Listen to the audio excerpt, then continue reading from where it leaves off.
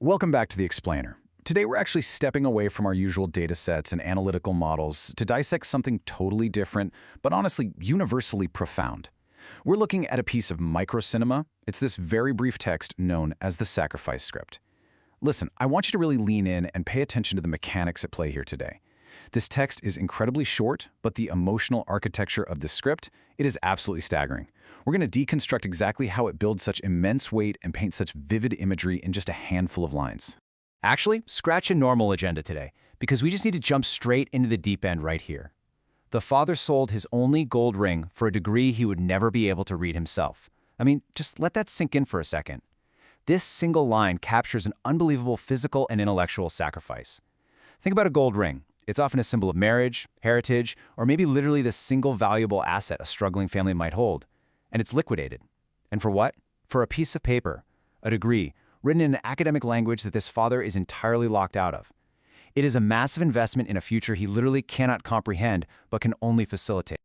So let's look at Section 1, Anatomy of a Sacrifice, both the physical and the metaphorical. Now you have to realize this story isn't just told through words, but through this carefully orchestrated atmosphere. It's like a giant puzzle. The script's auditory stage directions start with a very cinematic, soft piano melody fading in, which immediately establishes this reflective, kind of melancholic mood. But then, notice the progression to long, introduced pauses. The creator literally forces us, the audience, to sit in the silence after describing the father's hardships. It's entirely deliberate. You aren't allowed to just rush past the pain. And finally, as we reach the climax of the father's isolation, the music slows to a single note. It perfectly mirrors his singularity, his ultimate loneliness. The silence and the pacing here are doing just as much heavy lifting as the dialogue itself.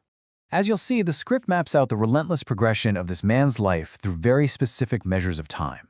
We start with the years, the chronic, ongoing grind of calloused hands and skipped meals. Then we zoom in to the months, which probably represents that specific window of time where the ultimate financial sacrifice was made, selling that gold ring.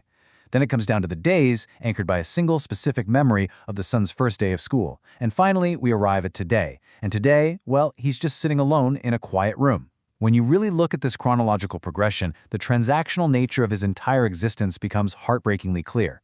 He traded all of his years, his months, and his days just to build his son's today. And this line brilliantly illustrates the raw, physical mechanics of that trade. Skipping meals so his son could have books. We have an incredibly powerful sensory contrast right here. The physical deprivation, the very real gnawing hunger in a man's stomach, is directly, literally exchanged for books. Books represent knowledge, upward mobility, basically a ticket out of the very poverty that's causing the hunger in the first place. The father is literally starving his own present to feed his son's future. It asks us to confront the brutal, bodily reality of what profound love can sometimes demand. Which brings us to Section 2, the glass office disconnect.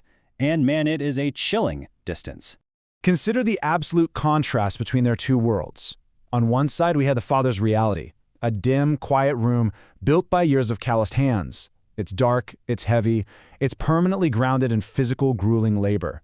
And then, you look at the son's reality, a glass office. I mean, that phrase implies brightness, transparency, being high up in the sky. It's sterile and completely untouchable. The son is successful and busy. The juxtaposition here is just jarring. The father's grime and darkness literally bought the son's pristine glass-walled elevation. They exist in entirely different universes now. They're separated by miles, sure, but more importantly, they are separated by class and reality. But the most devastating part of the son's modern world is captured right here. He is successful, he is busy, he has forgotten. Notice that deliberate pause in the script right before the word forgotten. We are meant to feel the heavy, sinking weight of that realization. The success and the busyness, they aren't inherently evil things, but they become the very instruments of his amnesia. The text doesn't ever imply that the son maliciously abandoned his father. Rather, he's just let the rapid momentum of his elevated life completely erase the memory of the hands that pushed him up there in the first place. It is a quiet, passive tragedy of neglect. So what is the actual result of that forgetting? Well, the father's current reality is stark. He is miles away. He sits alone in a dim, quiet room. But honestly, the most striking environmental storytelling comes with the absolute stillness of it all. No phone rings, no door opens. The script doesn't just tell us he's lonely. It constructs a picture of absolute sensory deprivation when it comes to human connection. The absence of sound, the silent phone, the continuously closed door. It almost becomes a physical presence in the room with him. It's a suffocating quiet. All right, let's move into section 3, the silent masterpiece. We're going to look at the psychological response here. Right in the middle of all that silence, the text tells us he pulls out a faded photograph, the son's first day of school. This object is literally everything. It's the tangible, physical anchor to his life's entire purpose. It's specifically described as faded, which tells us just how much time has passed, and probably how often it's been handled by those calloused hands in that dim light. That first day of school represents the exact moment the father's great project began. It was the moment he launched his son toward that glass office.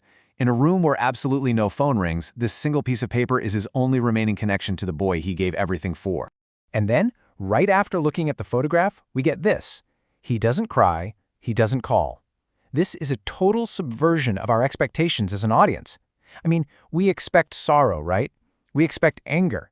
We expect him to finally pick up the phone, demand a conversation, and just ask for a little recognition for those calloused hands. But he doesn't. He sits there in complete, quiet dignity. The script demands that we recognize the immense power in his restraint. The absence of his tears and the absence of a demanding phone call actually speaks so much louder than a shouting match ever could. And this leads us perfectly into section 4, defining true success and its radical resolution.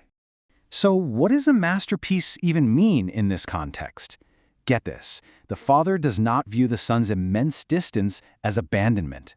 Instead, he views it as the final, completed work of his sacrifice. This is a massive thematic twist. The fact that the son is so successful, so overwhelmingly busy, so high up in that glass office that he doesn't even have to think about his father's struggle anymore, well, to the father, that means the sacrifice worked perfectly. He successfully insulated his son from the pain of his own life. The forgetfulness itself is the tragic, undeniable proof of the father's absolute success. Which brings us right to the very final action of the script. He just smiles. His masterpiece is complete. It's such a complex, staggering image to end on. A man sitting totally alone in a dark room, entirely forgotten by the one person he loves most in the world, and he just smiles. This brilliantly illustrates the duality of the whole narrative. It's a moment of immense, swelling triumph that is entirely buried within absolute, crushing tragedy.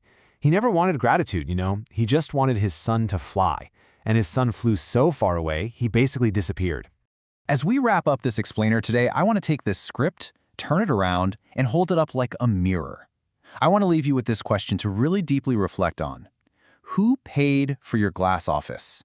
We all have successes, degrees, milestones, and comforts that we get to enjoy today. But none of us got to where we are entirely on our own. So who skipped meals? Who had the calloused hands? Who sold their proverbial gold ring and sat in the background? Maybe even forgotten now, so that you could sit exactly where you are right now. Take a moment today to remember them, because behind every single glass office, there is usually a quiet room and a silent sacrifice that we must never, ever forget.